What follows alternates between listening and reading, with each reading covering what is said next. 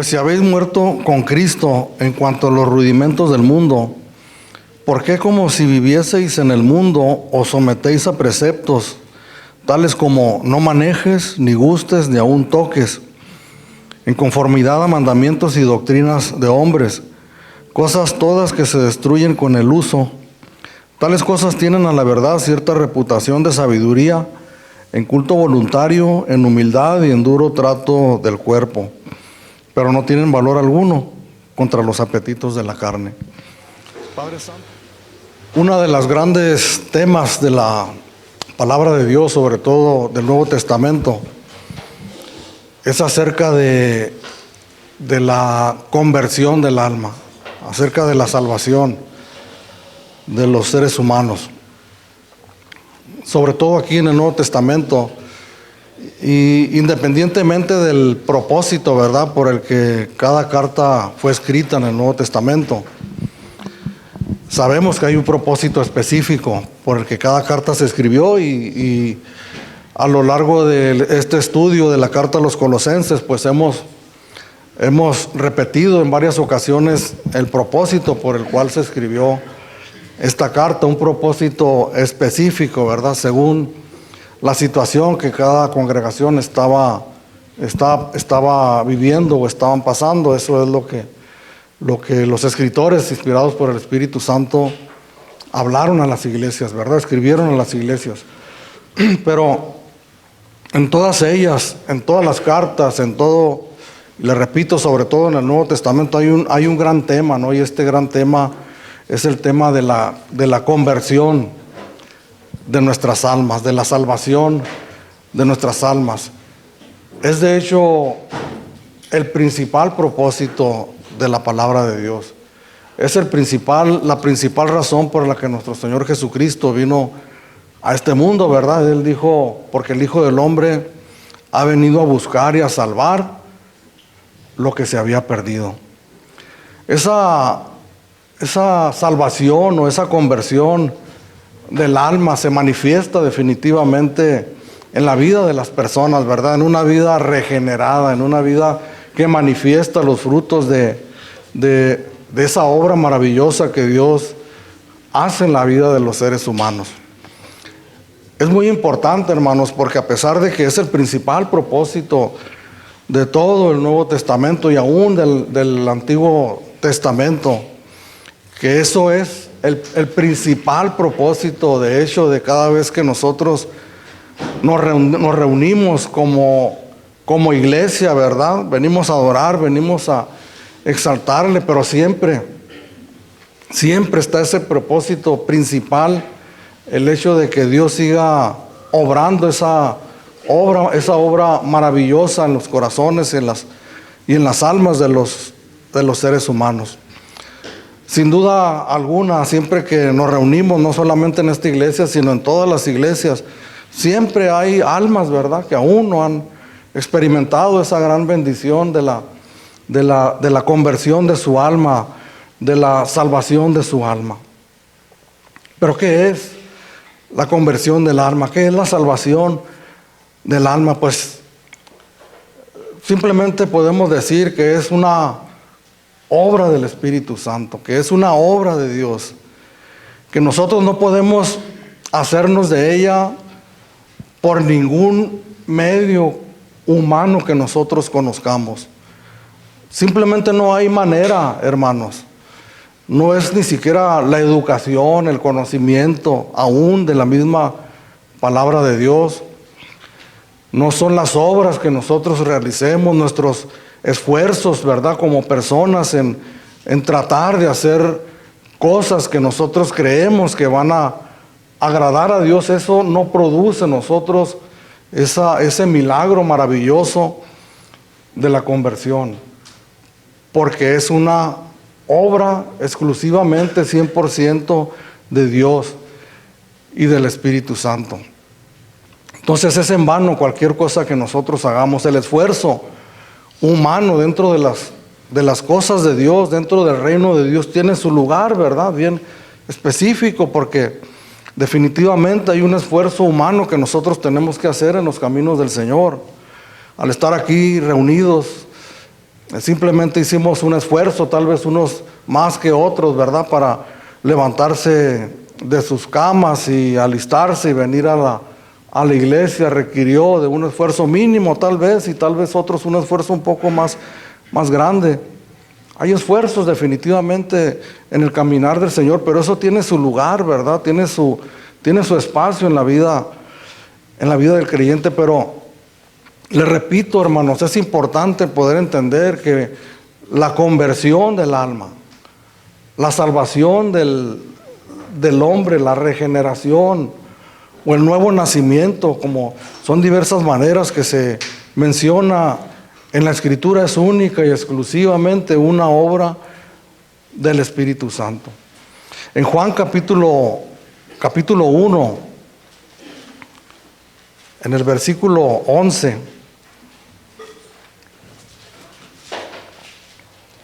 al 13, el escritor, el evangelista Juan, el discípulo amado de Jesús, escribió estas palabras. Dice: a lo suyo vino, y los suyos no le recibieron. Mas a todos los que le recibieron, a los que creen en su nombre, les dio potestad de ser hechos hijos de Dios, los cuales no son engendrados de sangre, ni de voluntad de carne, ni de voluntad de varón, sino de Dios. ¿Qué significan estas palabras, hermanos, cuando dice los cuales no son engendrados de sangre, ni de voluntad de carne, ni de voluntad de varón, sino de Dios? Está hablando de un nacimiento, ¿verdad? La palabra engendrar, eso es lo que significa. A un servidor me engendró mi madre, ¿verdad? Mis padres, ¿verdad? Juntamente, mi madre me llevó en su vientre y fui engendrado en determinado momento. Pero el apóstol Juan está diciendo, y de lo que se está refiriendo aquí cuando dice, refiriéndose a aquellos que han creído en el nombre de Jesús y se les ha dado la potestad de ser hechos hijos de Dios, dice que no son engendrados de sangre ni de voluntad de carne.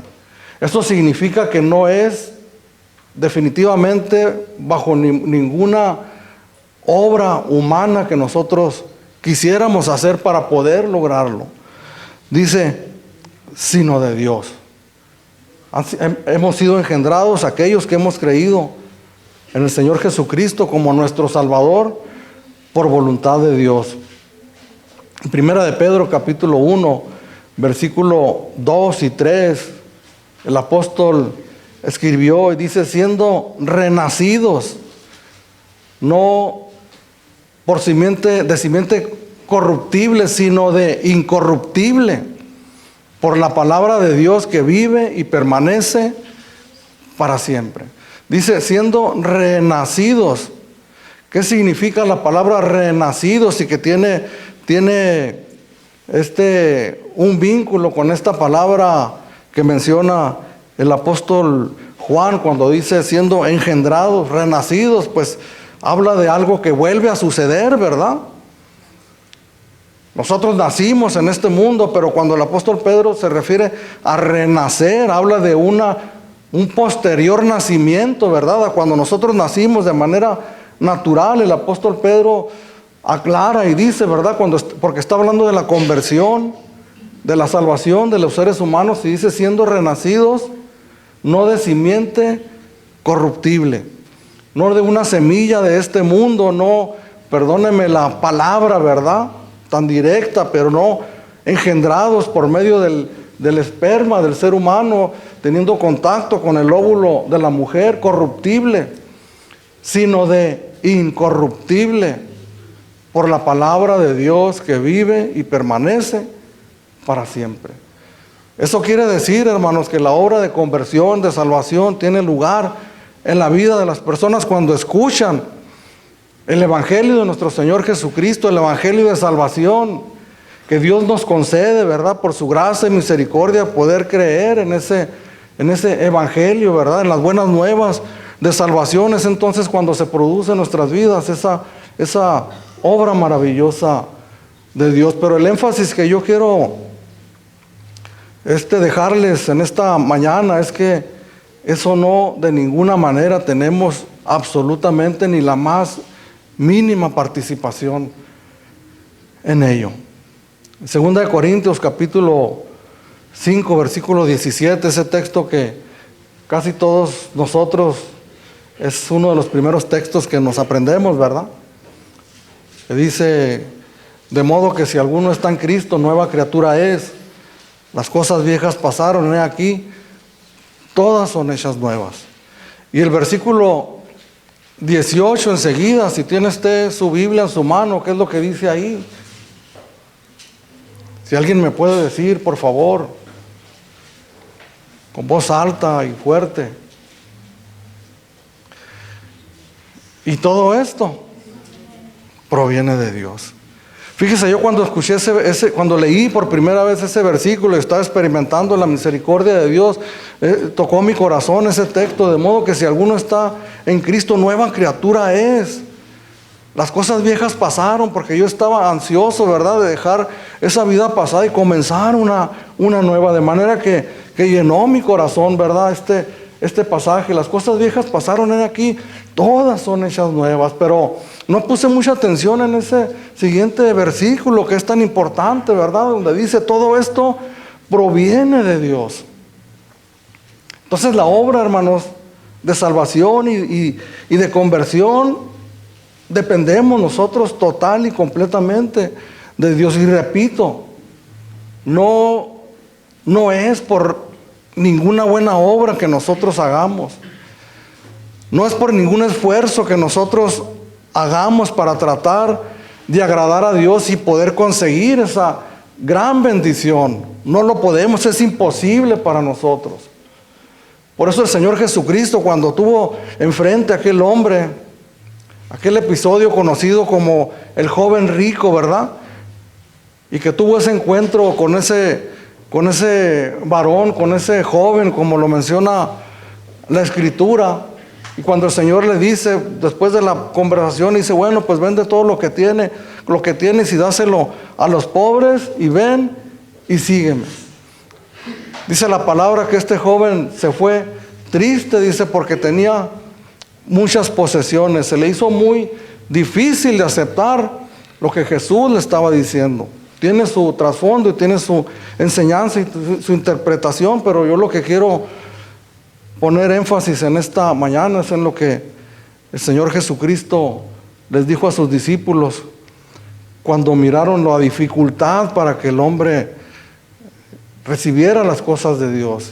Y el Señor les dice: lo que es imposible para los hombres, para Dios no, porque para Dios no hay nada imposible. Obviamente hay una instrucción, ¿verdad?, una enseñanza para nosotros como cristianos. Lo principal para nosotros es que nosotros podamos estar seguros, ¿verdad?, de escuchar ese evangelio, esa palabra, y estar seguros de ser convencidos. Y al momento de ser convencidos por la palabra, poderla entender y poder decidir, ¿verdad?, nosotros recibir al Señor, decir: Señor, aquí estoy, aquí está mi vida, ¿verdad?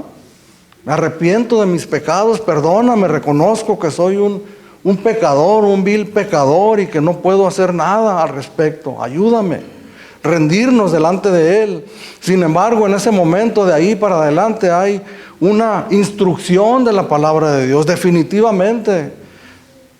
Las cartas del apóstol Pablo sobre todo, pero las cartas que miramos en el Nuevo Testamento son cartas de instrucción para la iglesia, para los creyentes, para aquellos que comienzan a reunirse en el nombre de Jesucristo.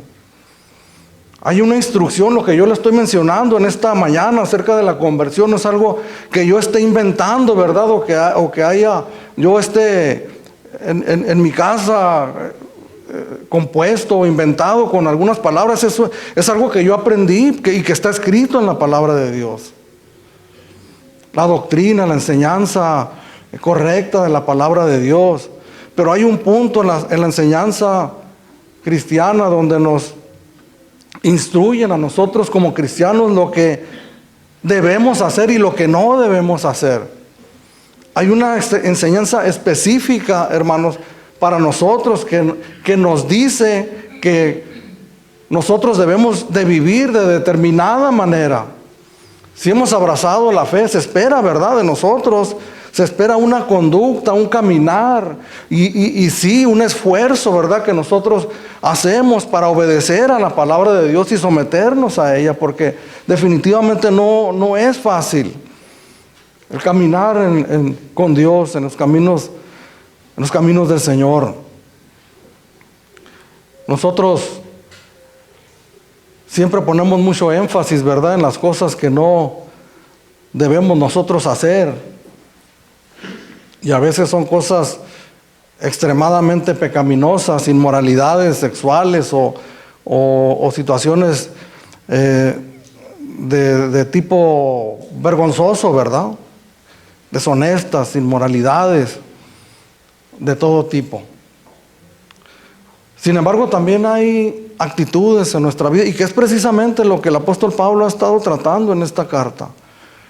Desde un inicio hasta este momento, sobre todo en este punto donde estamos nosotros, en esta mañana, a partir del versículo 20 en adelante, comienza la instrucción, ¿verdad?, para mí como cristiano, como creyente, que debo yo ahora sí de esforzarme en poder comprender, en poder entender esta enseñanza, para yo poder entonces sí agradar a Dios con mi obediencia, con mi respuesta a Él, ¿verdad? Porque ¿cómo respondemos nosotros a Dios cuando descubrimos que realmente nos ha salvado, que ha cambiado nuestra vida, que ha transformado nuestra alma y nuestro corazón? Porque esa es una experiencia íntima, interna de todos nosotros, de manera que hay una respuesta, ¿verdad?, a Dios, y queremos nosotros agradarle, queremos en agradecimiento a Él, queremos nosotros hacer lo que Él pida que nosotros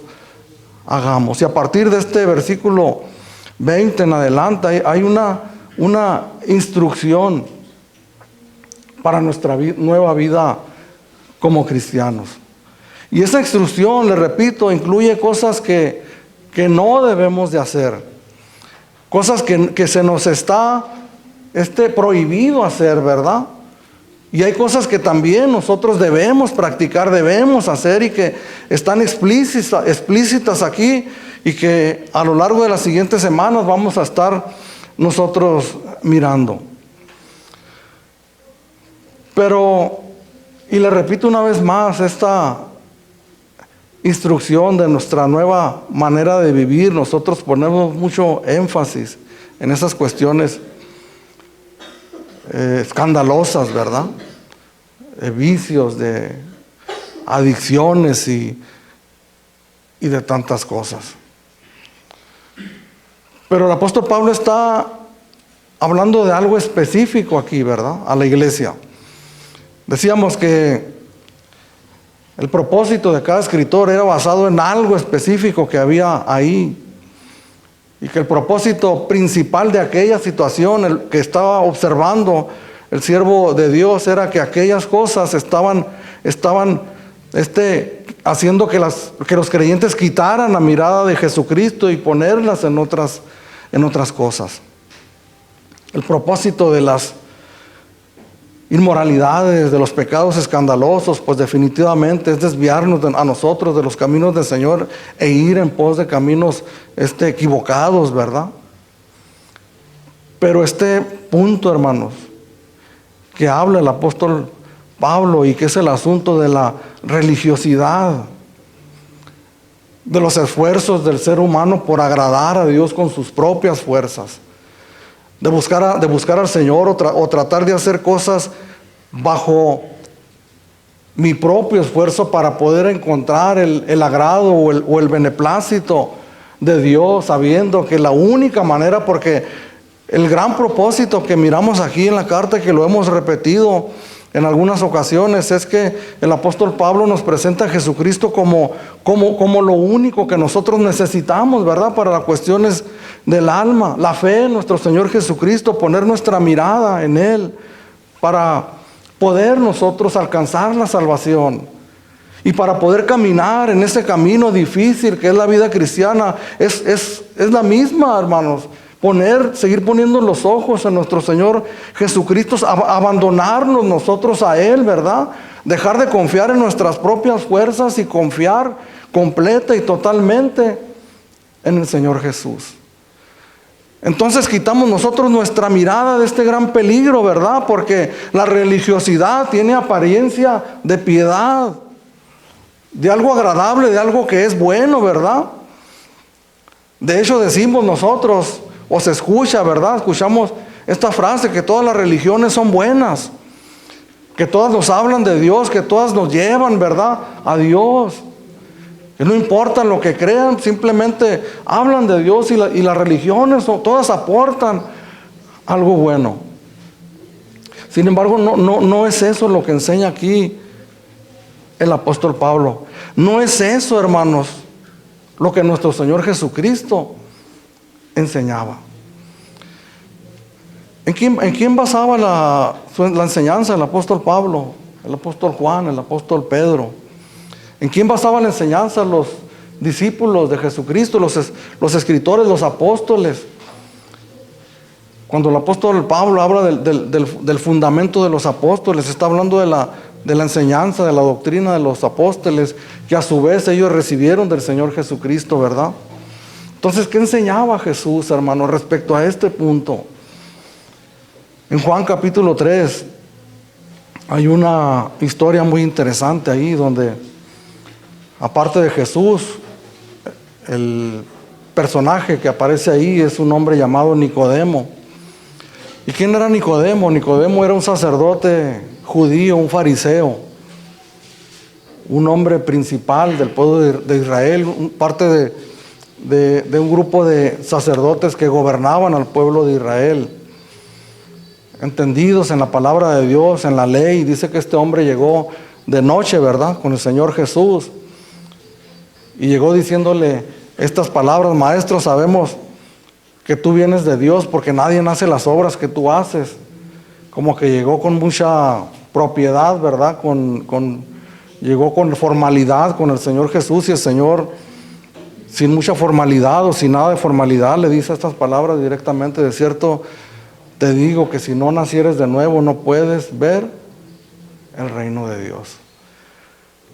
Un hombre religioso que enseñaba la palabra de Dios, que practicaba las ordenanzas, los rituales que el pueblo judío practicaba, que seguramente, como el apóstol Pablo se autollamó en alguna ocasión, ¿verdad?, en cuanto a la ley, irreprensible. Seguramente este hombre también era ese tipo de hombres, irreprensible en cuanto a la ley, en cuanto a la observancia externa de la ley de los judíos.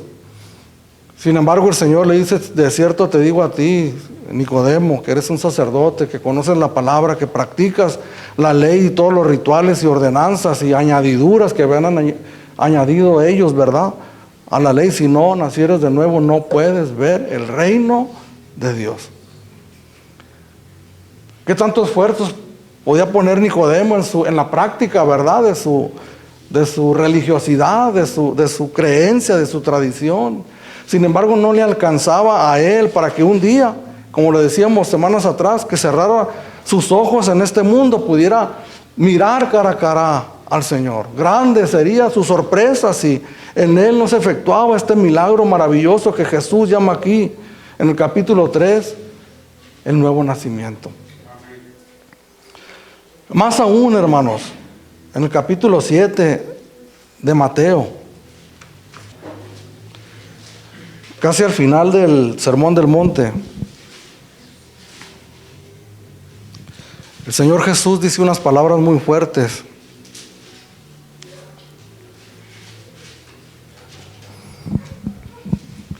Dice: no todo el que me dice Señor, Señor, entrará en el reino de los cielos, sino el que hace la voluntad de mi Padre que está en los cielos.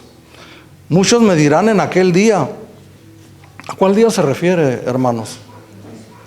Muchos me dirán en aquel día. El Antiguo Testamento llama a este día, lo llega a llamar como el día grande y terrible de Jehová, que es el día del juicio, donde todos nosotros vamos a comparecer delante de Él y vamos a dar cuenta por nuestras vidas. Dice, muchos me dirán en aquel día, Señor, Señor, ¿no profetizamos en tu nombre y en tu nombre echamos fuera demonios? Y en tu nombre hicimos muchos milagros. ¿Qué nos retrata aquí, hermanos? ¿Qué retrato nos pone? ¿Qué tipo de persona nos pone aquí? Yo no miro, cuando estudio este pasaje, no miro personas que estén mintiendo, ¿verdad? Miro personas que creen que estaban haciendo lo correcto. Personas que verdaderamente creen que por lo que ellos estaban haciendo tenían derecho de estar en la presencia de Dios. Dice, las preguntas que dice, ¿no profetizamos en tu nombre? La profecía, hermanos, se puede en este tiempo también interpretar o traducir como predicar la palabra de Dios, ¿verdad? Interpretar lo que Dios ha revelado en su palabra y proclamarlo, ¿verdad? Proclamar la palabra de Dios al pueblo de Dios. De manera, hermanos, que fíjese lo que yo le voy a decir, el hecho de que yo esté en esta mañana predicando la palabra de Dios no me garantiza a mí que un día yo voy a estar en la presencia de Dios. Pudiera yo ser uno, ¿verdad? Si no comprendo bien la palabra de Dios, que el día que yo muera y esté en la presencia de Dios, yo creer, ¿verdad? Que porque fui pastor por algunos años y prediqué la palabra de Dios, entonces yo le iba a decir o reclamar al Señor, Señor, yo prediqué tu palabra. Profeticé en tu nombre. Y en tu nombre echamos fuera demonios y en tu nombre hicimos muchos milagros. No habla de farsantes, ¿verdad? De aquellos que simulan, ¿verdad? Que levantan enfermos, paralíticos o resucitan a muertos. No, hablan en aquellos que realmente se estaban mirando aquellas cosas. Y el Señor presenta cosas asombrosas, ¿verdad? Cosas que tal vez nosotros como cristianos miramos a estas personas y los admiramos, ¿no? Miramos, decimos que siervos de Dios. Pero el verso 23 dice, entonces les declararé, nunca os conocí, apartaos de mí, hacedores de maldad. Quiero repetir el verso 21 porque es importante esto. Dice, no todo el que me dice Señor, Señor, entrará en el reino de los cielos. Podemos entender esto como no todo aquel que se dice a sí mismo que es seguidor mío, que se ha sometido a mí, ¿verdad? Porque la palabra Señor implicaba, ¿verdad?, un sometimiento de la persona. En otra ocasión dijo el Señor, ustedes me llaman Señor, Señor, pero no hacen lo que yo les mando, lo que yo les digo. Pero no es solamente decir, hermanos, que lo somos, sino dice, no todo el que me dice Señor, Señor entrará en el reino de los cielos, sino el que hace la voluntad de mi Padre que está en los cielos. Y esto lo traducimos nosotros como la obediencia completa a Dios. Entonces el apóstol Pablo está hablando de este tema bien importante y podemos llamarlo así, ¿verdad? El pecado de la religiosidad. Se oye muy dramático decir y muy fuerte, ¿verdad? El pecado de fornicación, el pecado del adulterio, el pecado de una vida perdida, de vicios, ¿verdad? Alcoholismo, drogadicción, se oye muy escandaloso, ¿verdad? Pero cuando hablamos y decimos el pecado de la religiosidad, en realidad es el mismo propósito, ¿verdad? De desviarnos de la verdad de Dios, de quitar la mirada del Señor Jesucristo e ir en pos de lo que la carne anhela o lo que la carne desea. Porque déjeme decirle que ese pecado de la religiosidad produce placer al ser humano. Así como los pecados escandalosos producen placer, aunque sea momentáneo, ¿verdad?, en la vida de las personas, el pecado de la religiosidad produce, ¿verdad?, el orgullo, la vanagloria El creer que somos mejor que los demás produce en nosotros una sensación de placer. El creernos nosotros autosuficientes, que va en contra completamente de lo que la palabra de Dios nos enseña al presentarnos a Jesucristo como la cabeza de la iglesia, como el creador de todo el universo, como Dios mismo a quien nosotros debemos de estar sometidos. Aquí a partir de este versículo 20, el apóstol Pablo, le repito, comienza a dar la instrucción para la iglesia y les dice: pues si habéis muerto con Cristo en cuanto a los rudimentos del mundo, y hace la pregunta: ¿por qué como si vivieseis en el mundo? Os sometéis a preceptos tales como no manejes, ni gustes, ni aun toques, en conformidad con mandamientos y doctrinas de hombres, cosas que todas se destruyen con el uso. Lo primero que menciona el apóstol Pablo aquí es esta pregunta: pues si habéis muerto con Cristo. Y eso es de lo que estamos hablando, precisamente del tema principal de toda la Escritura, que es la conversión del alma. En la Escritura miramos nosotros esta palabra o esta frase de estar muerto en dos direcciones, ¿verdad? Podemos estar muertos en nuestros delitos y en nuestros pecados, como dice Efesios capítulo 2, versículo 1, que Dios os dio vida a vosotros cuando estabais muertos en vuestros delitos y pecados. O sea, vivíamos para el mundo, para los pecados, para los placeres de este mundo, pero estábamos muertos para las cosas de Dios. No había en nosotros ningún interés o ningún deseo por seguir a Dios o por obedecerle, ¿verdad? Seguíamos nosotros los pecados de los deseos de nuestra carne. Pero también habla de estar muerto precisamente también para eso, para el mundo, y estar vivos para Dios. Aquí adelantito en el capítulo 3 comienza diciendo: si pues habéis resucitado con Cristo. ¿Y quién ha resucitado sino aquel que ha muerto, verdad?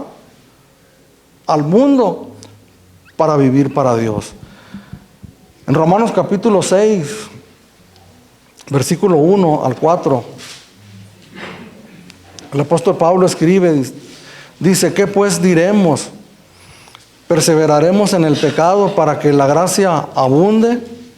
En ninguna manera, porque los que hemos muerto al pecado, fíjese, le repito una vez más, en ninguna manera, porque los que hemos muerto al pecado, ¿cómo viviremos aún en él? ¿O no sabéis que todos los que hemos sido bautizados en Cristo Jesús, hemos sido bautizados en su muerte? Porque somos sepultados juntamente con él para muerte por el bautismo, a fin de que como Cristo resucitó de los muertos por la gloria del Padre, así también nosotros andemos en nueva vida. Entonces, ¿qué está diciendo Pablo aquí cuando dice: pues si habéis muerto? Y para recalcar un poquito más, aquí mismo en esta carta, lo estudiamos semanas atrás, en el verso 11 y 12 de aquí del capítulo 2, dice: en él también fuiste circuncidados con circuncisión no hecha a mano, al echar de vosotros el cuerpo pecaminoso carnal en la circuncisión de Cristo, sepultados con él en el bautismo, en el cual fuisteis también resucitados con él mediante la fe en el poder de Dios que le levantó de los muertos. Y a vosotros, verso 13, estando muertos en pecados y en la incircuncisión de vuestra carne, os dio vida juntamente con él, perdonándonos todos los pecados. Pues si habéis muerto con Cristo. Cristo murió, hermanos, en la cruz por nosotros. Y hay una identificación del creyente con Jesucristo. Si Él murió al pecado, nosotros morimos junto con Él. Cristo entregó su vida y derramó su sangre hasta la muerte. El apóstol Pablo dice, Gálatas 2:20, con Cristo estoy juntamente crucificado. y ya no vivo yo, mas Cristo vive en mí. ¿Qué significa esto para mí, hermano? ¿Qué significa esto para ti, verdad?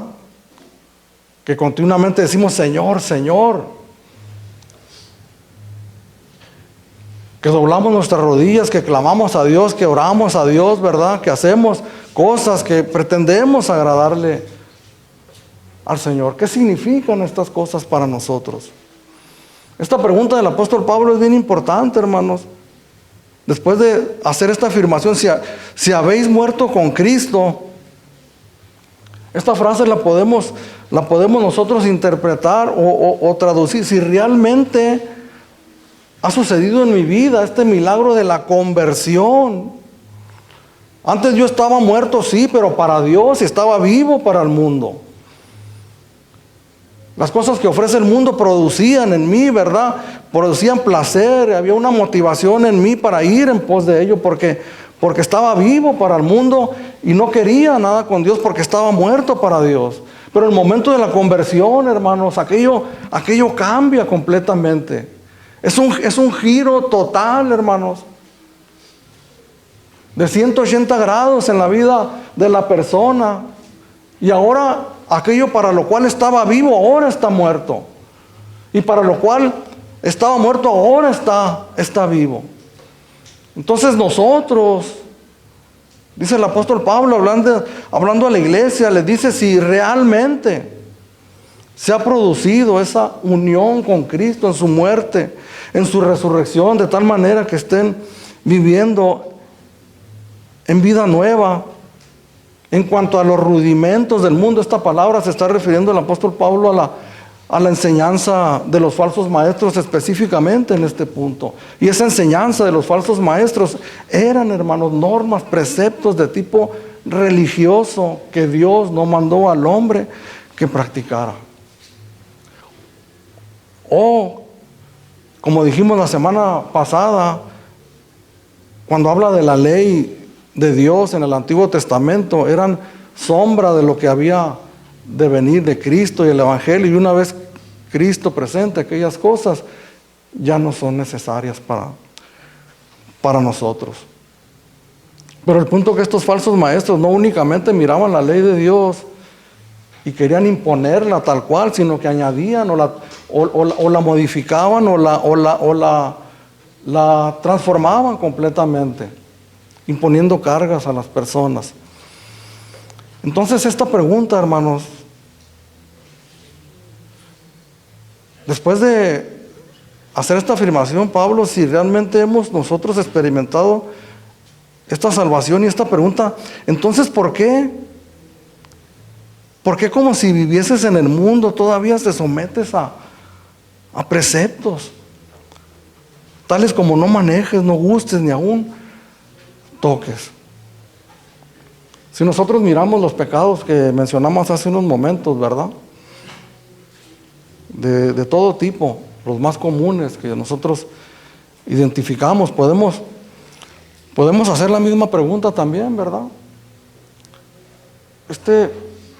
Si has muerto con Cristo, o sea, esa obra maravillosa, hermanos, poderosa, gloriosa, que solamente Dios puede hacer. Entonces, ¿por qué? Y reduciendo la frase, ¿por qué vives así, pues? ¿Por qué vivimos así como si realmente no hubiera pasado nada en nuestras vidas? Eso es más notorio, ¿verdad? Si alguien, y repito estas palabras fuertes, ¿verdad? Está viviendo en adulterio, en fornicación, está esclavizado en algún tipo de vicio, le podemos decir, oye, si realmente esta obra se ha llevado a cabo en tu vida, ¿por qué vives así? Y es correcto, ¿verdad? Podemos nosotros mirar este principio ahí. Porque este era un punto específico que estaba sucediendo en esta iglesia, y hemos mirado que ni siquiera sabemos nosotros a ciencia cierta cuál era el tipo, ¿verdad?, de doctrina o enseñanza que se estaba llevando a cabo aquí los falsos maestros. Pablo lo sabía, los miembros de la iglesia lo sabían.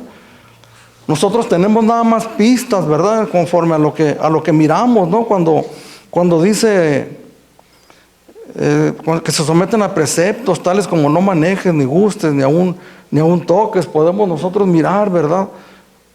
Pensar en algunas cosas, pero miramos este principio de que no vivimos nosotros en un momento dado manifestando que realmente ha sucedido ese milagro maravilloso en nuestras vidas, hermanos. No es, hermanos, el conocimiento, se lo repito.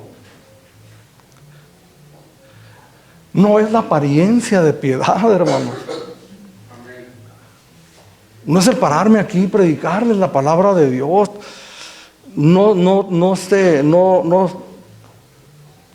Mi oratoria no es como yo quisiera, pero si fuera mi oratoria, ¿verdad? Grandilocuente o perdónenme la palabra, pantalla, que los dejara apantallados, ¿verdad? No, eso no produce vida en mí. Absolutamente para nada. El apóstol Pablo está hablando de cuestiones religiosas, de prácticas equivocadas que se estaban llevando a cabo o que se estaban empezando a llevar a cabo en la iglesia por prestar oídos a enseñanzas incorrectas, que tenían el propósito de desplazar al Señor Jesucristo del lugar que le corresponde en nuestras vidas. El lugar que Jesús, hermanos, debe de tener en nuestras vidas es la preeminencia para nosotros. El poder verdaderamente decir con convicción, hermanos, que sin Él no somos absolutamente nada. Pero se da esto, hermanos, la religiosidad de nuestros tiempos, o solamente porque Jesús lo denunció, ¿verdad? Ay de vosotros, escribas y fariseos, dice, hipócritas. Comienza a dar una lista de todo lo que hacían detalladamente. Sería únicamente la práctica en las iglesias de la iglesia cristiana del primer siglo, de la iglesia primitiva, o estará presente aún en nuestros días. Definitivamente creo yo que el peligro, hermano, siempre está latente para todos nosotros. ¿Qué tipo de enseñanzas serían estas? Dice Pablo, pues si habéis muerto con Cristo en cuanto a los rudimentos del mundo, ¿por qué como si vivieseis en el mundo os sometéis a preceptos tales como no manejes, ni gustes, ni aun toques? Dice como si vivieseis en el mundo. Pues ¿en qué otra parte podemos vivir, verdad? Nos preguntaríamos nosotros. Estamos en este mundo, no podemos nosotros salir, ¿verdad? E irnos a otro, esto que conocemos, es donde estamos, lo que el apóstol Pablo está queriendo decir, como si nosotros viviéramos todavía sometidos, ¿verdad? A los preceptos, a las ideologías, a las corrientes de este mundo. Como si todavía nosotros estuviéramos dominados, ¿verdad? Por los deseos carnales que hay en nosotros y somos dirigidos, somos gobernados por esos deseos carnales que hay en nosotros. Los pecados religiosos, hermanos, les decía hace unos momentos, también son deseables, ¿verdad? Por la carnalidad que se inclina, ¿verdad? Hacia ese tipo, ¿verdad? De placeres carnales. Dice, os sometéis a preceptos tales como no manejes, ni gustes, ni aun toques, en conformidad a mandamientos y doctrinas de hombres, cosas que todas se destruyen con el uso. Y aquí algo que no debemos nosotros confundir, porque hay dos extremos, ¿verdad?, que nosotros nos podemos ir cuando tenemos una comprensión incorrecta de la palabra de Dios. En el primer siglo de la iglesia cristiana estaba muy fuerte la enseñanza de los filósofos griegos y había una corriente que le llamaban el dualismo, donde esta filosofía pensaba que la carne, el cuerpo humano no estaba corrompido, no tenía ningún valor, que no servía absolutamente para nada. Y suena como de repente, bueno, dice uno, bueno, pues es que la carne es pecaminosa, ¿verdad? Pero el punto es que está hablando del cuerpo, de la humanidad entera, ¿verdad? Entonces había dos extremos a los que se iban y decían ellos, bueno, pues si la carne de todas maneras no sirve, no se va a perder, entonces hay que darle rienda suelta, ¿verdad? Los placeres de la carne, una vida licenciosa. Finalmente nuestra alma es la que se va a salvar, no vamos a cultivar, vamos a practicar religiones y al mismo tiempo vamos a vivir una vida entregada a lo que esta carne pide, porque la carne es pecaminosa. El otro extremo, y que parece ser que es el que se estaban llevando a cabo aquí, era una práctica rigurosa de la religiosidad. Era el someterse a mandamientos extremos, ¿verdad? A una situación de flagelo, de castigo al cuerpo, ¿verdad? Porque está contaminado, está corrompido, entonces hay que castigarlo, ¿verdad? En la alimentación, una prohibición de ciertos alimentos, de bebidas, de prácticas que se iban completamente al extremo. Dice Mateo capítulo 15, versos 7 al 9. El Señor Jesús confrontando precisamente a este grupo religioso de los tiempos de Jesús, a los fariseos. Dice la palabra de Dios que estos hombres llenaban de cargas, de mandamientos al pueblo, pero ellos ni con un dedo eran capaces de mover esas cargas. O sea, ellos llenaban al pueblo de mandamientos, pero ellos mismos no estaban dispuestos a llevarlas. Entonces en el verso 1 del capítulo 15 dice, entonces se acercaron a Jesús ciertos escribas y fariseos de Jerusalén diciendo, ¿por qué tus discípulos quebrantan la tradición de los ancianos? Porque no se lavan las manos cuando comen pan. ¿Por qué quebrantan la tradición, dice, de los ancianos? De lo que los maestros judíos habían enseñado, que no era la enseñanza directa de la palabra, sino era una tradición, ¿verdad?, que se había ido pasando de generación en generación y que se habían ido añadiendo mandamientos que no estaban en la Escritura, aquí en la palabra de Dios. El lavamiento de manos no era algo que ellos hicieran por higiene, ¿verdad?, para comer con higiene, pues, con las manos limpias, sino era un ritual que ellos practicaban antes de cada comida, donde se lavaban de una manera muy meticulosa las dos manos. Era un ritual prolongado antes de siquiera sentarse a comer. Entonces aquellos hombres se fijaron que los discípulos de Jesús no hacían eso y preguntaron, ¿por qué tus discípulos quebrantan la tradición de los ancianos y no se lavan las manos? Si nos brincamos al verso 7, el Señor le responde, le dice, hipócritas, bien profetizó de vosotros Isaías cuando dijo, este pueblo de labios me honra, mas su corazón está lejos de mí, pues en vano me honran, enseñando como doctrinas mandamientos de hombres.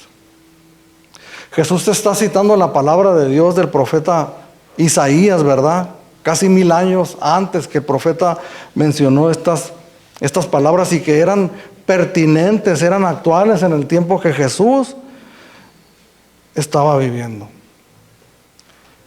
Y que son actuales también para nosotros, que corremos el peligro también nosotros de poder caer en esta situación. Este pueblo de labios me honra, mas su corazón está lejos de mí. Pues en vano me honran, enseñando como doctrinas, mandamientos de hombres, que salen de un corazón humano, de una mente humana. Estas enseñanzas, hermanos, Y que el apóstol Pablo menciona en el verso 22, dice, cosas que todas se destruyen con el tiempo. En vano me honran, dice el Señor, es inútil, es en vano, no sirven para nada, son inútiles. Estas enseñanzas no solamente son inútiles, sino que son dañinas para la salud espiritual de nosotros como cristianos. Los falsos maestros sabían, hermanos, lo que estaban haciendo. Ellos sabían lo que estaban haciendo. Con toda alevosía y ventaja estaban engañando a la iglesia. En el libro en la carta de los Filipenses, me parece, no me quiero equivocar, pero hay un texto donde, si me quiere corregir más al rato, donde dice el apóstol Pablo, guardaos de los perros, de los mutiladores del cuerpo. ¿Por qué los llama así el apóstol Pablo directamente? Que estaban pidiendo a la iglesia que se circuncidaran, ¿verdad? Para que por medio de la fe en Jesucristo más la circuncisión ellos pudieran alcanzar la salvación y una plenitud espiritual. Porque eran hombres que con toda alevosía y ventaja se paraban delante de una congregación para llevarlos al error. Lobos con piel de oveja, como menciona Jesús también. Pero ¿sabes una cosa? Había creyentes genuinos, sinceros, ¿verdad? Que en un entendimiento equivocado estaban deseosos de agradar al Señor. Y que en un momento dado fueron engañados y fueron llevados en pos de caminos incorrectos. Por eso no solamente son inútiles, sino son dañinas, son peligrosas.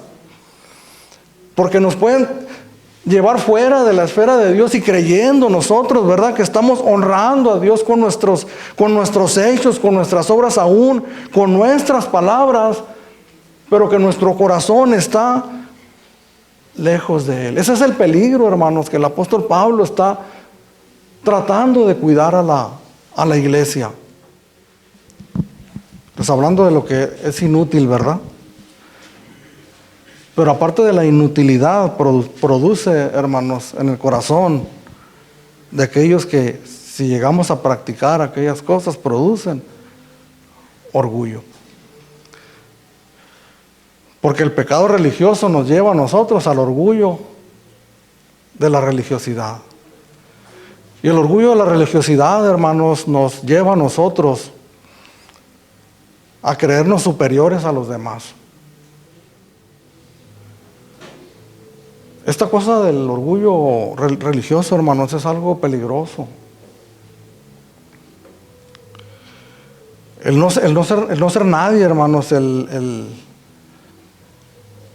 haber estado perdido como un servidor en delitos y pecados, ¿verdad? Para no entrar en detalles. Y de repente estar parado delante de las personas, predicando la palabra de Dios. Somos débiles, somos frágiles, somos vulnerables.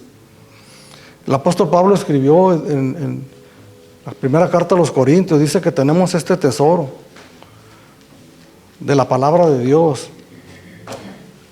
y Jesús mismo en vasos de barro, débiles, frágiles, y que corremos el peligro, hermanos, de envanecernos, ¿verdad? De enaltecernos, de creer que por lo que nosotros hacemos, cualquier servicio que nosotros hagamos en la congregación o cualquier obra que nosotros realicemos, ¿verdad? Habla el duro trato del cuerpo. Si ayunamos 20, 30, 40 días o si pasamos horas orando, ¿verdad? Esas cosas pueden traer orgullo, hermanos. El gran predicador Jonathan Edwards, él escribe que es un predicador antiguo, que al estar orando, él tenía que pedirle perdón a Dios, ¿verdad? En esos momentos sublimes, hermanos, donde uno está buscando a Dios y de repente Dios le concede, ¿no? Un momento maravilloso, y si de alguna manera se conmueve, comienzas a derramar lágrimas, asoma su cabeza el orgullo y nos dice, oh, qué hombre tan entregado, con ese espíritu de oración. Porque somos vulnerables, hermanos. El poner a Jesús, hermanos, a Cristo como la cabeza de todo, de nosotros, y nosotros como sus siervos, hermanos, es el propósito del apóstol Pablo para la iglesia. En el capítulo 18 de Lucas, el Señor Jesucristo habla de una parábola. Y aquí arriba dice la parábola del fariseo y del publicano. Dice, a unos que confiaban en sí mismos como justos, porque eso es lo que produce el pecado de la religiosidad, que no confiamos en Jesús como el justo, ¿verdad?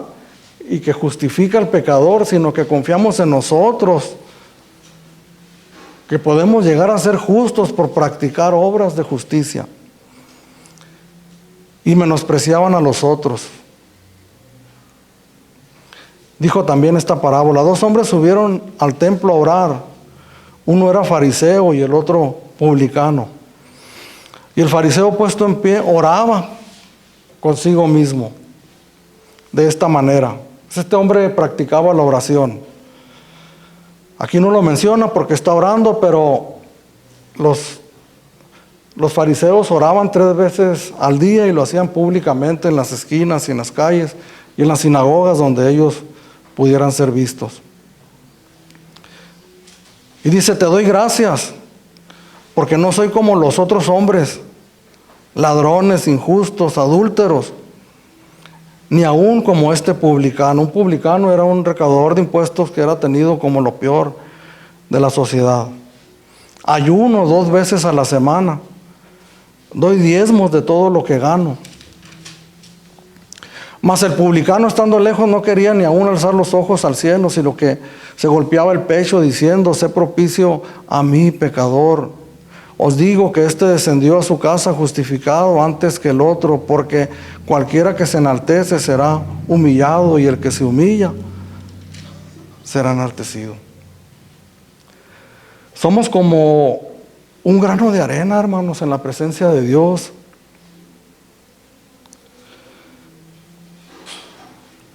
El orgullo de repente viene, yo creo que viene a la vida de todos, ¿verdad? En algún momento dado. Por algo que creemos que nosotros estamos haciendo bien. Dice, tales cosas tienen a la verdad cierta reputación de sabiduría, en culto voluntario, en humildad y en duro trato del cuerpo, pero no tienen valor alguno contra los apetitos de la carne. ¿Por qué no tienen valor alguno? Esto que está mencionando aquí el apóstol Pablo, muy probablemente eran personas que sometían sus cuerpos a una disciplina bien extrema para tratar de matar, ¿verdad? Aquellos deseos que llegaban a sus cuerpos y pensaban que esa era la manera de contrarrestarlos. Pero el apóstol Pablo dice, no tienen valor alguno contra los apetitos de la carne. Nuestras vidas personales, hermanos, nuestra propia experiencia personal. Antes de comenzar a orar o después de haber orado, hermanos, somos atacados continuamente por las tentaciones, ¿verdad? La lucha de la naturaleza pecaminosa que hay dentro de nosotros. Es inútil, hermanos, que nosotros tratemos de confiar en las cosas que nosotros hacemos como cristianos. El apóstol Pablo está hablando de las cosas que nosotros no debemos de hacer. ¿Y qué es lo que nosotros no debemos de hacer? Nosotros no debemos de confiar en nosotros mismos. No debemos de confiar en las prácticas que nosotros hacemos como cristianos. De tal manera que nos engañemos y creamos que por eso vamos a tener un lugar especial delante de Dios. Que comencemos nosotros a menospreciar a los demás, ¿verdad? Como este fariseo. Era la carne, hermanos, la naturaleza carnal, orando. Podía pasar 3, 4, 5, 6 horas, dice, orando para sí mismo, la naturaleza carnal, orando. ¿Qué es lo que sí debemos de hacer nosotros? Porque las cosas, hermanos, que nosotros nos van a levantar en buen sentido de la palabra como cristianos, no las encontramos en este mundo. No las podemos ver ni las podemos nosotros palpar. Es la obra de Dios en nuestros corazones. El profeta Isaías, el texto que mencionábamos, dice dice ustedes le honran con sus labios, pero su corazón, dice, su corazón está lejos de mí. Es el hombre interior, hermanos. Es nuestra alma, nuestro espíritu redimido por la gracia de Dios, por el Espíritu Santo, quien va a buscar, quien va a anhelar, ¿verdad? Tener ese encuentro con el único que nos puede dar la salvación y sostenernos en ella y levantarnos, ¿verdad? Fortalecernos en ella. Por eso en el capítulo 3, al comenzar, el apóstol Pablo vuelve a hacer esta frase, ¿verdad? Si pues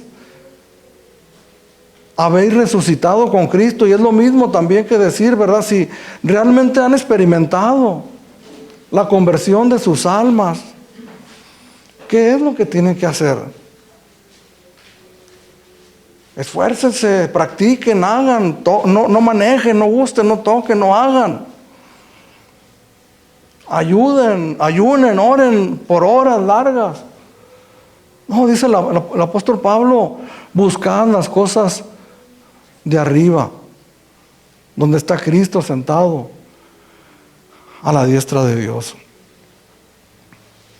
¿Cuál es la instrucción, hermanos, para un creyente que ha experimentado la conversión de su alma?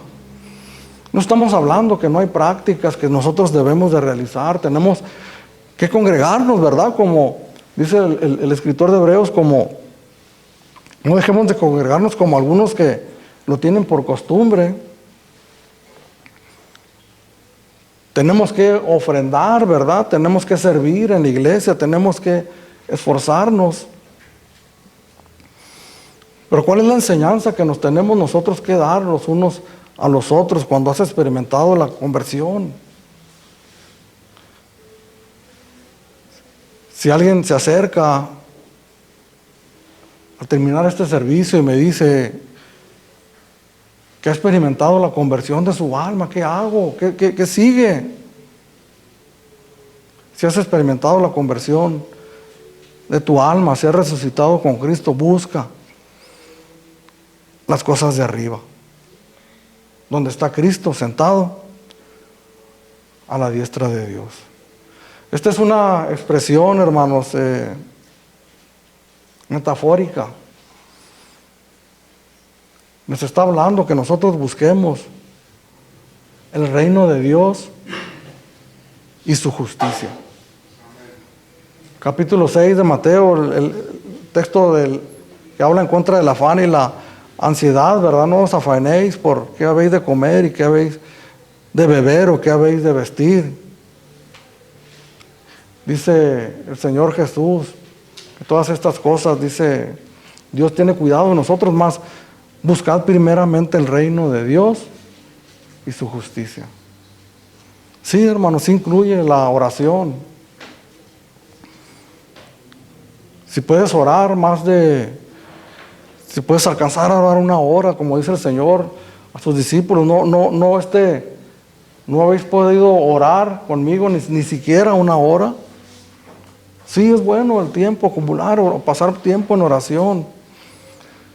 Si quieres ayunar, ¿verdad? Si quieres tener un tiempo con el Señor, ayunar 1 día o 2 o unas horas, está bien. Pero que sea tu corazón, tu hombre interior regenerado por la obra de Dios, quien esté anhelando hacer esas cosas que Dios ha producido en nosotros, hermanos, un espíritu humilde. Este hombre, el apóstol Pablo, es un ejemplo tremendo cuando está hablando de Jesucristo. Dice que vino a salvar a los pecadores y luego dice de los cuales yo soy el primero.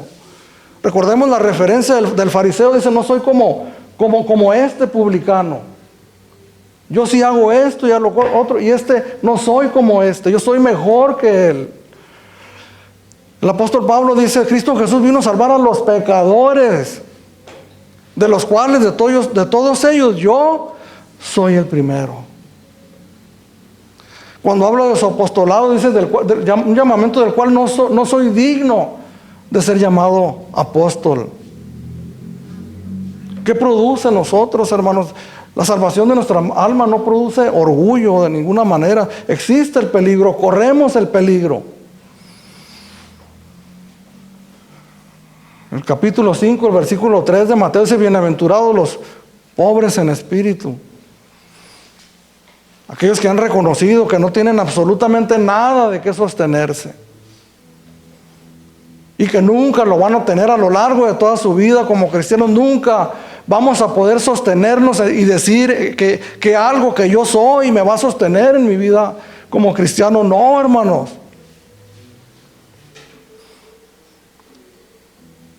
Ninguna práctica religiosa ni la oración me va a sostener, pero no por el amuleto de la oración, ¿verdad? Sino por mi comunión por mi rendición a aquel que sí me sostiene.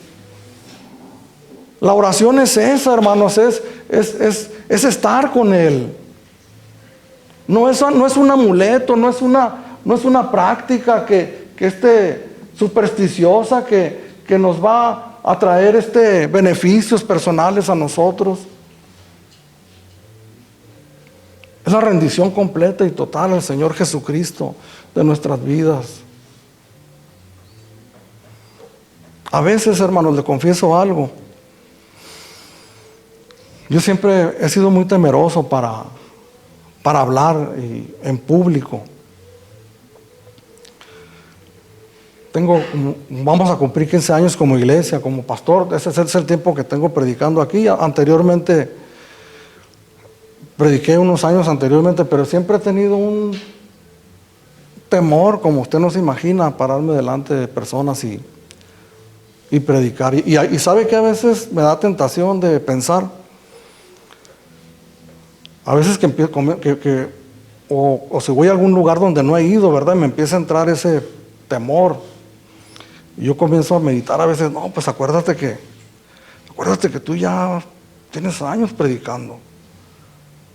Has predicado en la prisión, has predicado en otros lugares. Pero inmediatamente, hermano, reacciono y digo, no es eso lo que me va a sostener, ni va a sostener a nadie. Es Dios, hermanos, a través de su Hijo Jesucristo, que nos sostiene en todo momento. En Mateo capítulo 11, termino con esto. 11:28, el Señor hizo esa invitación, ¿verdad? Tan maravillosa, venid a mí todos los que están cansados y trabajados, y yo los haré descansar. Pero en el verso 29 dice, llevad mi yugo sobre vosotros y aprended de mí, que soy manso y humilde de corazón, y hallaréis descanso para vuestras almas. Porque mi yugo es fácil y ligera mi carga. No debemos de malentender, hermanos, lo que en esta tarde ya estamos meditando acerca de la palabra de Dios. Hay una instrucción como iglesia que tenemos y que es necesario que nosotros nos sometamos a ella. Pero es precisamente el yugo que Jesús está diciendo, hermanos. O sea, no está diciendo, venid a mí los que están cansados y cargados, dice, yo los haré descansar y tú ve y vive como tú quieras. No, hermano, dice, llevad mi yugo sobre vosotros. El yugo del sometimiento, de la obediencia a su palabra. ¿Qué fue lo que el Señor Jesús enseñó, hermanos, a sus discípulos en la gran comisión? Vayan y prediquen el evangelio a todas las naciones y bautícenlos en el nombre del Padre, del Hijo y del Espíritu Santo y enséñenles todas las cosas que yo les he mandado. No las que dice el pastor Ricardo, hermanos, sobre todo si no está, ¿verdad?, basada en la palabra de Dios. No es lo que dice el líder determinado, aquel hombre famoso que sale en el internet, ¿verdad? No, las cosas que yo les he mandado. Lleven mi yugo sobre vosotros. Les decía en un principio, sí, hay un esfuerzo que nosotros debemos de hacer. Ese yugo nos lleva a nosotros, hermanos, a tener un espíritu apacible delante de Dios y delante de la iglesia, delante de la congregación. Aprended de mí que soy manso y humilde de corazón.